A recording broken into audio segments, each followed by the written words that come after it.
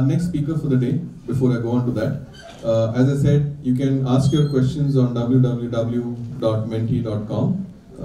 There's a code for it, you can click onto that. There is a simpler way to do it, of course. All of you have been given a small sheet of paper and a pen.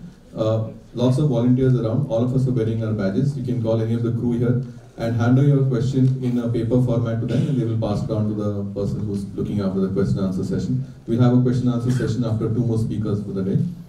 We're also having a small presentation by my wife Prithika on Splash, our workshop. Let me remind you that this program has been organized by the Samarpan Awareness Foundation, and you'll know a little bit more about that after this. Our next speaker for the day is a neurologist and a neurosurgeon. So there are few people who will become a neurologist.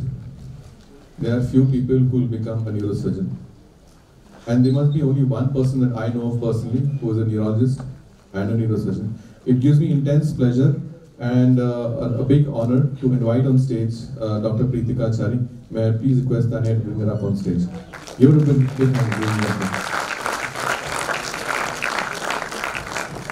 Good morning to all of you, and thank you for being here. Thank you, OYE, for inviting me. Thank you, Purnima, for having so much confidence that I can be part of this program.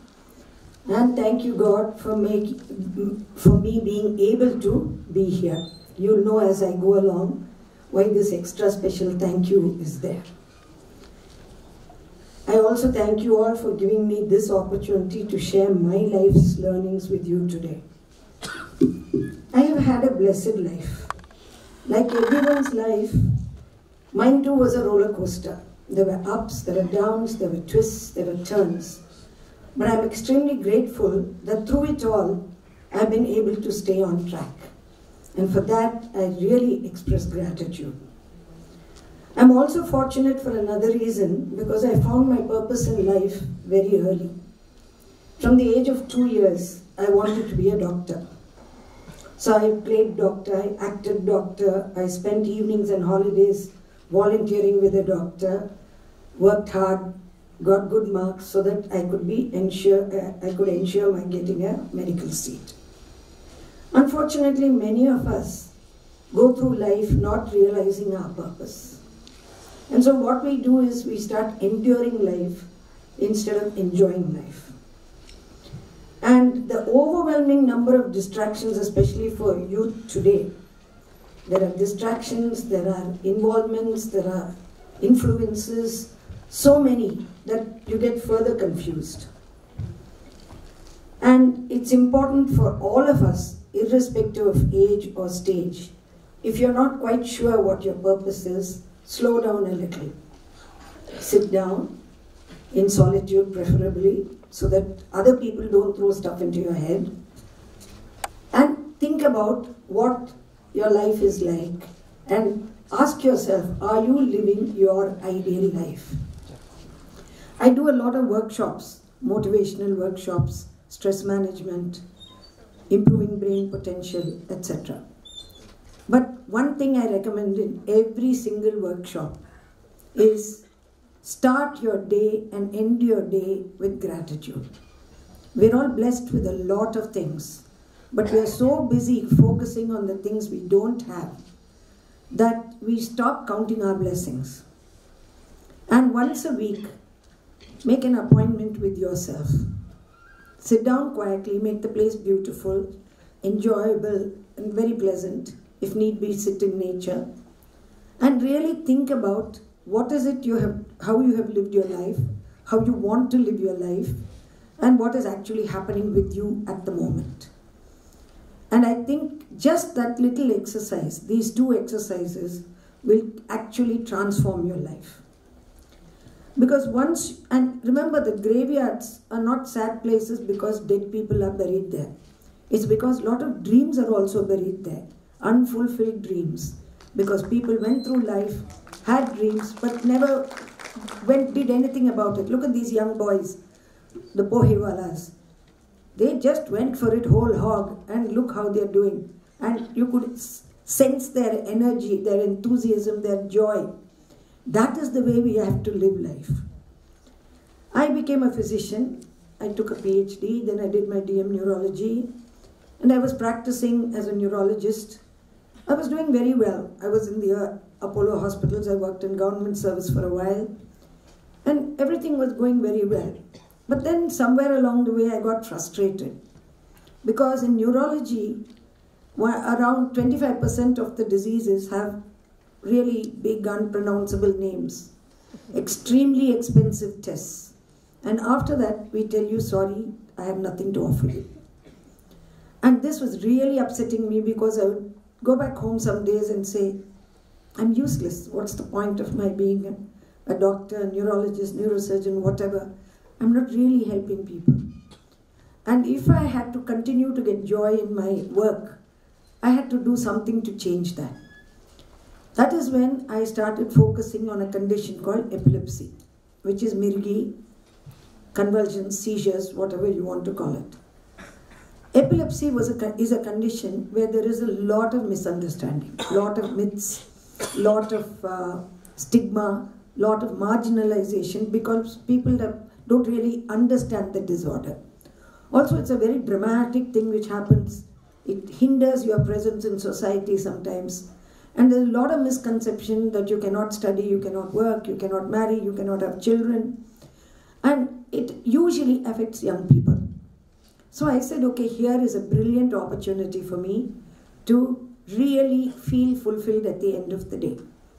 And so I started an epilepsy center in 1994. I called it EPICENTER. It's an acronym for Epilepsy Institute and Center for Treatment, Training, Research and Education. So comprehensive. And I started focusing on and working with people with epilepsy.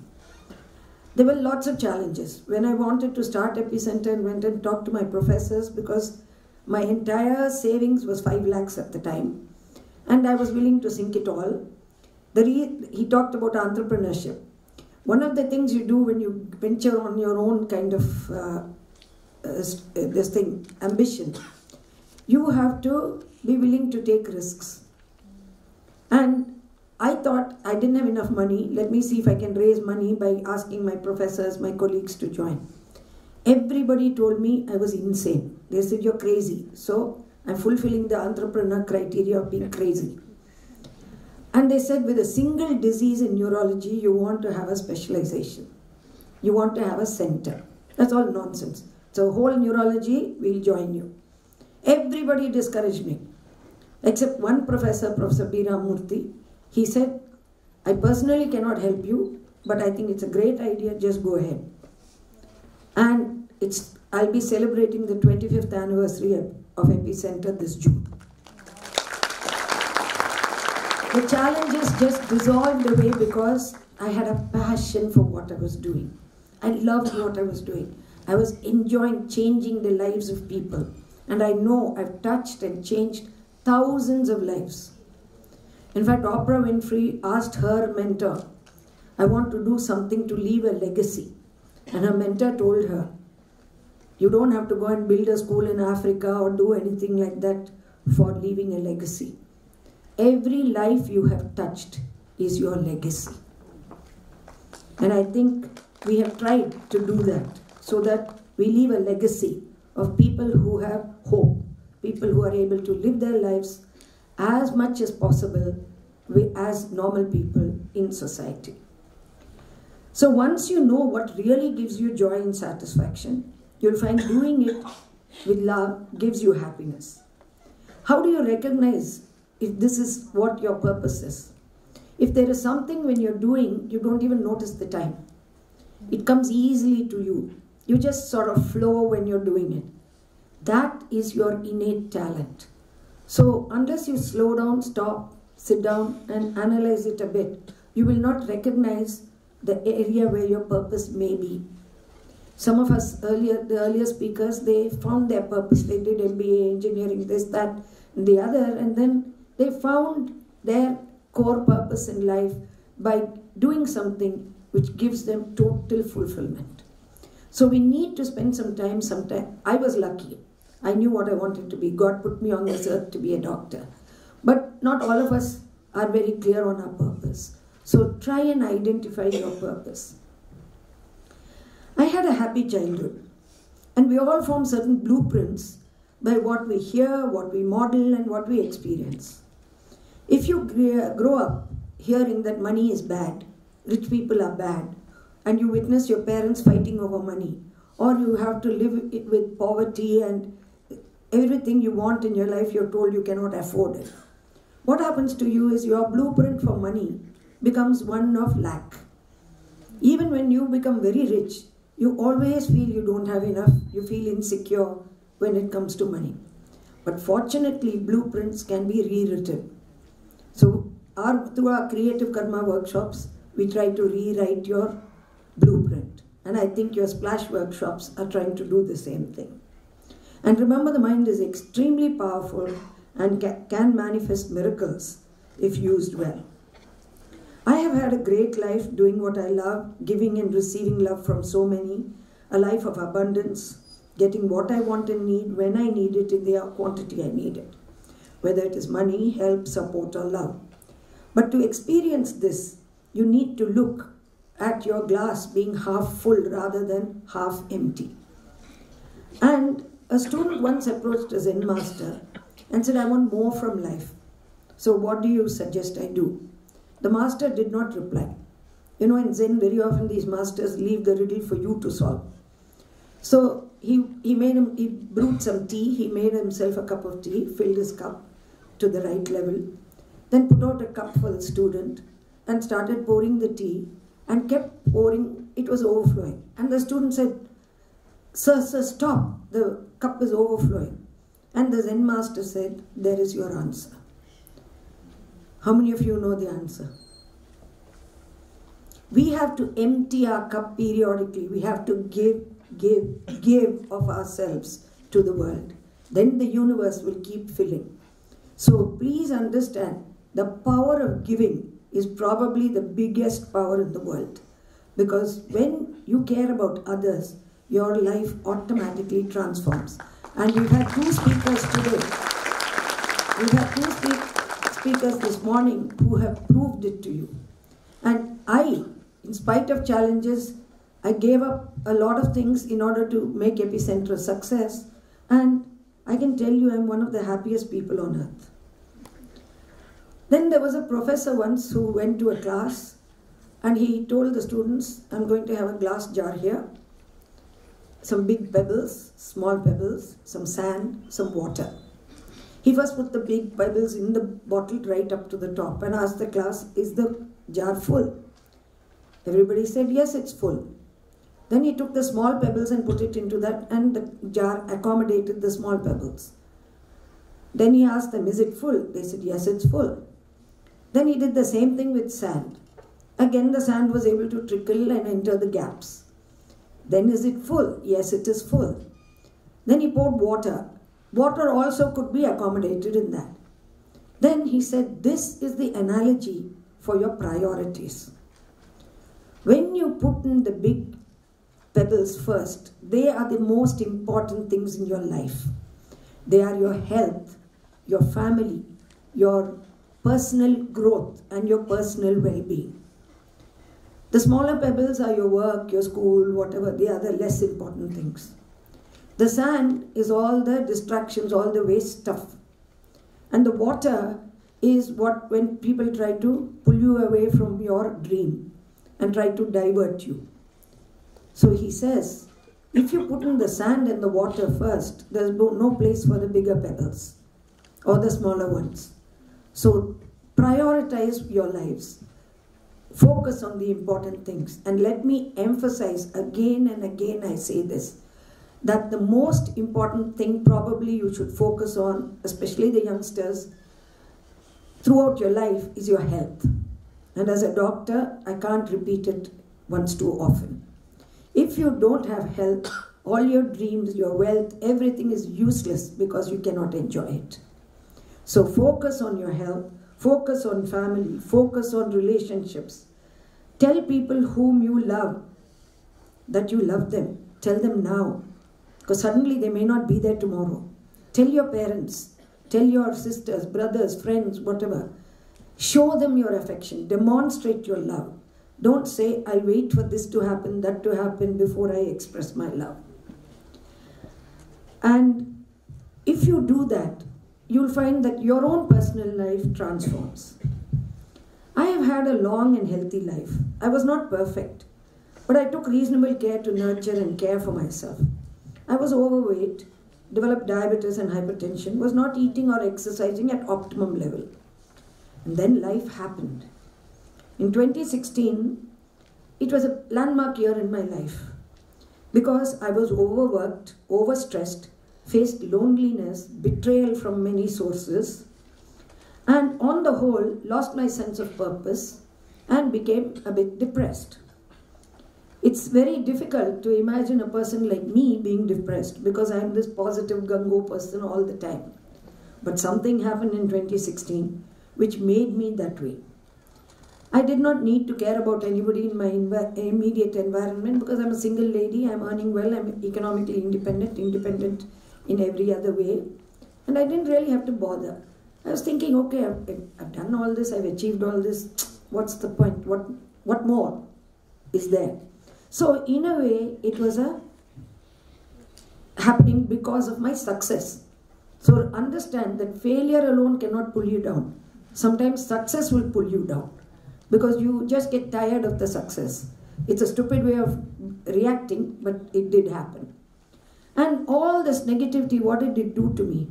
December 2016, I was diagnosed with cancer rectum.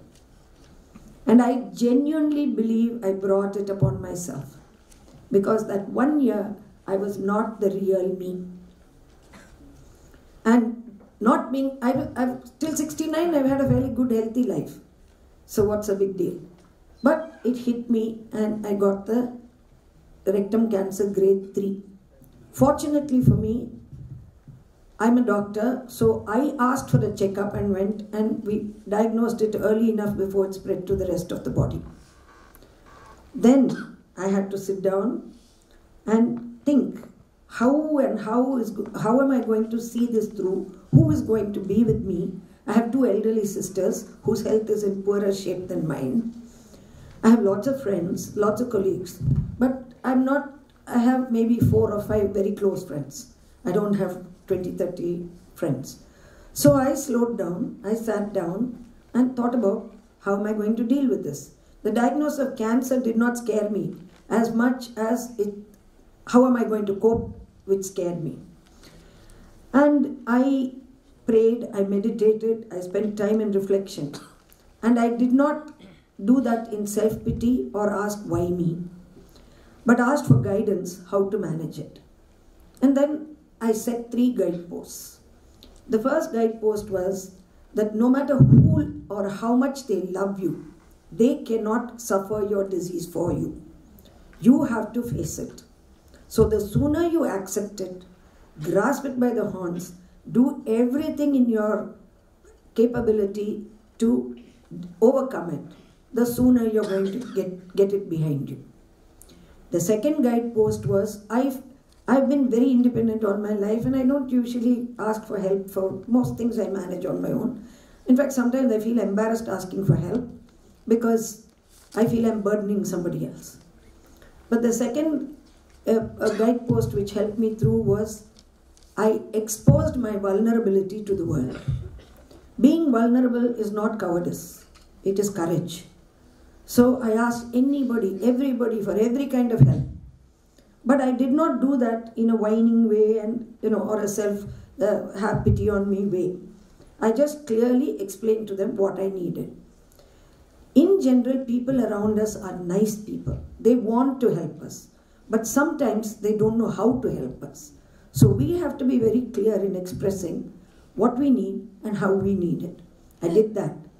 There was a period after my surgery where I was told that I must have a responsible person sitting in the room 24 hours in case the doctors had to say something which they could not tell me.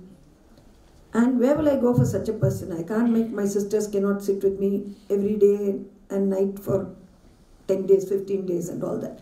They had their lives to live. So I have a WhatsApp group of my friends. For 30 people, I sent a message. This was 1 month before my surgery, saying, Can you do bedside duty for 3 hours, 10 to 1, one shift, or 3 to 7?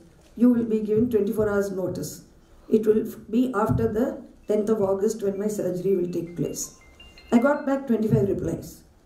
So we put duty roster and my friends came and sat. They'll sit there reading Earl Stanley Gardner, I'll be sleeping in the bed. Fine, super. So it worked. So my friends rallied round and they really did so much. I had a bag called an ileostomy which was put for 3 months. Which means the stool that is formed does not come through the normal opening, it goes into the bag. It's quite a difficult thing to live with. And you need special diets. Now where will I go for special diets? If I put a cook, he'll cook the usual stuff. And you won't believe, all my friends sent me food by turns. So 1.5 years of treatment, radiation, chemotherapy, surgery, ileostomy closure, complications of radiation, just flew. And I asked God, how am I going to cope? He showed me that there are people who will help me to cope. And another important thing that I have come out of this cancer has given me is, it gave me a lot of insight that actually nothing should stop us in life. The third guidepost was, I had diabetes, it didn't stop me. I had blood pressure, it didn't stop me. I had a head injury and a blood clot in my brain in 2014, that didn't stop me. So why should cancer stop me? So even in the middle of the radiation, chemotherapy, etc., I would see patients, a few patients. There was a clinic in front of my house. They offered me the use of the clinic, so I just had to cross the road and I could see patients. So on my good days, I would see patients as well. I developed a daily routine which I strongly recommend to everybody during my workshop. Ask yourself a question. So have one question, today's question. Am I living the life I want? Am I doing my best? Am I having a good relationship with my father, my mother, whatever? Have an affirmation. So I put today's affirmation. I write these down. So today's question, today's affirmation. Today's inspiration will be some little nugget which you read in some book or something inspirational, or you hear, or you see a YouTube video. So you write it down, think about it, reflect on it. Then every day I write 10 gratitude statements. I've been writing gratitude diary for 30 years. But now I was writing 3, now I'm writing 10. Because I don't know how many of you realize that every day, the fact that you woke up is something to be grateful for. The fact that you can be independent to do what you are doing is something to be grateful for. The cup of coffee you drink, be grateful for that. The clothes on your body, the roof over your head, there's so much to be grateful for. And if you remind yourself about being grateful and counting your blessings, always your life will be better. Then another thing we all find it very difficult to do is our self-esteem. How many of you can get up right now and say, I am wonderful, I am beautiful, I am efficient, I am this and that, and talk about your good qualities without feeling shy or embarrassed? You have to give yourself. So write there 3 things. I am a generous person, I am a kind person, I am something else, I am something else. So write that down and boost your self-esteem. Then you make a to-do list in which you put all the daily chores that you have to do. Now most of us do that. But no, today I will do 3 random acts of kindness. So make a plan for that day, what good thing you're going to do. Then you make a not to do list. The not to do list, today I will not lose my temper. That will be a not to do list. And last but not least, write down a burning desire you have which you want to come true. I want my EPICENTER to have a wonderful 25th anniversary. Express it. When you do these things every day, you tell me after about 20 minutes of, that's all it takes, of this, will you or will you not feel good? So when I was undergoing my treatment, I embraced my treatment, I thanked it for helping me and requested my treatment not to do collateral damage, too much collateral damage, because radiation, chemotherapy all have a lot of collateral damage. I talked to my body, treated my body lovingly, and thanked it for healing. I did meditations for self-healing. I drank holy water from Balaji temple, from Lourdes, from Mecca. I Udi from Sai Baba. And I was a very good patient, though they thought as a doctor I'll be a bad patient. I obeyed all my allopathy doctors' advices. I had foot massages, I did distant pranic healing, I listened to shlokas, listened to mantras. I did all of that. Why I'm telling you about this is I took a holistic approach for my healing. But at the same time, I never took risks and I stayed safe. So it is not desirable to say chemotherapy is the best, this is the best. I feel if I'm standing here in front of you today, it's the miraculous combination of all this plus my attitude. Now I'd like to just end. I'm not telling you anything more in my life because I think I've had a wonderful life. And if you have listened to the thing, I didn't even realize it till I read through what I'd written for this talk. Every third paragraph, I'm saying I had a lovely life, I had a good childhood.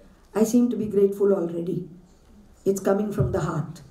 So I wrote a poem. I used to give an award for Girl Child of the Year to some girl child who is achieving in spite of disability or difficulty or disease. And this was for one child. Long ago I wrote this poem. So I'd like to end by just reading out that poem. It's called When Cancer Calls. She walks, she talks, she even laughs. But through it all, one sees the unwept tears, the hurts and fears when cancer calls. Doleful eyes, sore and red, with silent moaning in her bed. Pain she has seen in measure untold. It's where she's been that has made her bold. Drips and drugs that make her sick, jabs and rays to make her tick. An aching belly, a gnawing knee, facing all that has to be. Standing tall, conquering all, she saw it through. Now, brave and strong, here she is before you.